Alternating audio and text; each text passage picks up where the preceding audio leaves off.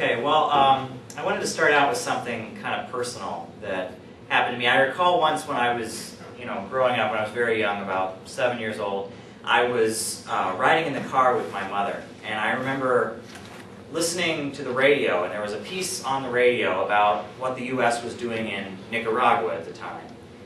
And I remember listening to this piece, and I remember saying to my mother, explain this to me, what is going on in Nicaragua? And my mother did her best to kind of explain to me, and I said to my mother, does that mean that the U.S. is doing the wrong thing? Does that mean that my government is doing something wrong? I was in shock. I was in total shock. The United States government, the government I pledged allegiance to every morning, the republic for which it stands, could possibly be on the wrong side of a conflict. I was in shock. But people are starting to wake up, I think, to realize that, the U.S. can do the wrong thing and is quite often in the wrong around the world. I can't think of an instance where they're in the right currently.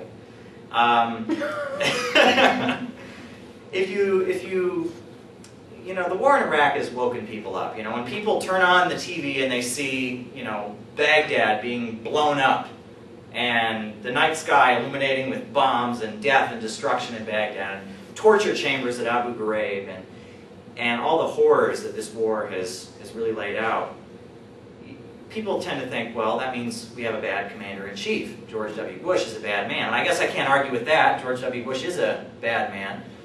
But is it George W. Bush? Is it a man that is the problem, or is it something deeper? And I think if we look at before Bush and see who was in office before Bush, now, Bill Clinton, did he ever do anything like this? My answer would be yes. Bill Clinton did something like this. Yugoslavia. Now, Yugoslavia is a country that doesn't exist anymore. At one point, Yugoslavia was the Yugoslavian Federation, a socialist nation in which the means of production, the factories, the farms, and the banks were in the hands of the Yugoslavian people.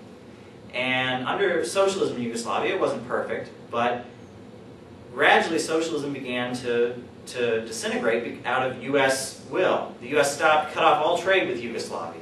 The U.S. Then began funding terror organizations like the KLA, the Kosovo Liberation Army. And these were groups that were violent and they were separatists. They wanted to divide the country by each part. Each part dividing, separating the country, keeping it apart. And gradually countries started splitting apart, and they always started demonizing the Serbian people, because the Serbians were the ones who were against the splitting of the country. And it got to the point where Serbia was not going to give up socialism. They were going to keep the remnants of socialism that existed in Yugoslavia.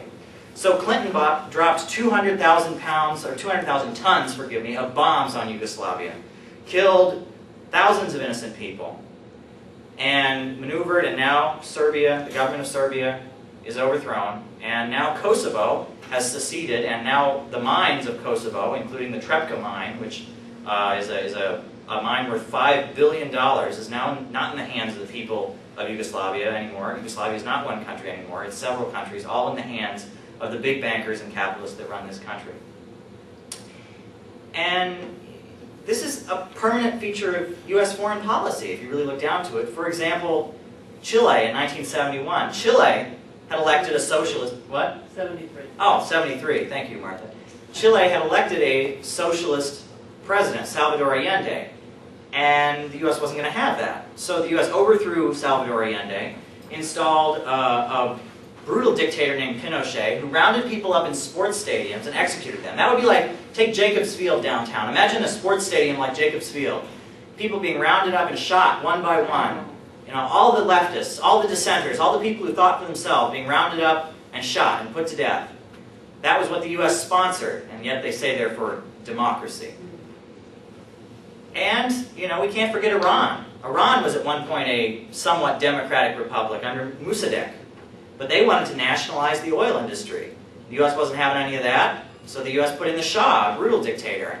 The Shah was so bad that in this country, when Iranian students were protesting against the Shah, in this country, not in Iran, in this country, that they would wear bags over their heads and cut little eyelids out because they were so afraid that the Shah's secret police might see them on TV and then go and murder their whole family. That's how terrified they were of Savak, the CIA-sponsored Shah's secret police. They had to wear bags over their heads when protesting against the Shah. That's how violent the Shah was. And nearly everyone in Iran has a family member who was murdered by the Shah of Iran, a dictator the U.S. was perfectly friendly with. And then, of course, we can talk about Guatemala in 1953, I believe, and 54. And in Guatemala, they had a president who was not a socialist, not a communist, not anything. He was a popular reformer, and he wanted to take the fruit plantations, which most of the people in Guatemala worked, and nationalize them. He just wanted to nationalize them for the good of the people there. And he also said, if you want to be a communist, you have the right to be a communist. He legalized the Communist Party. He kept the Communist Party from being illegal. So the U.S. overthrew Arbenz, violently overthrew Arbenz, and installed a brutal military dictatorship. And all the people who put all of their hope into the democratic process, who said to revolutionaries like myself, no, we'll just vote, and voted for Arbenz, all of their dreams were squashed. All of them were squashed. And one of those people who had put hope into Arbenz was Ernesto Che Guevara. But Che Guevara's hope in Arbenz was ended with that, and Che Guevara took from something. Che Guevara wrote about how he then took inspiration from that to realize that the path to freedom for people, the path to a society where people have education and jobs and food to eat, is not a path of voting, it's a path of revolution. And in Cuba, Che worked with Fidel Castro, and they carried out the Cuban Revolution. And now in Cuba, illiteracy doesn't exist. And now in Cuba, everyone has a job. And now in Cuba, there's a lower infant mortality rate in the United States and the highest life expectancy in Latin America. And then the U.S. still tried to crush those dreams, and with the Bay of Pigs invasion, but the Cuban people were organized on every block and every street, and they kicked the imperialists right out of their country. Imperialism is about profits. It's about the desire to make money for the ruling elites and the banking interests. And if we want to defeat imperialism, we have to put hope in ourselves. We can't put hope in some savior. We have to put hope in ourselves and our ability to fight against all of this. If you look at what stopped them from carrying out what they did in Guatemala and Iran and all these other places in Cuba, it was the fact that the people were organized, the people were strong, the people were fighting, the people were militant. The people were involved in that society, and that's the kind of society I think we're trying to build, all of us want to build.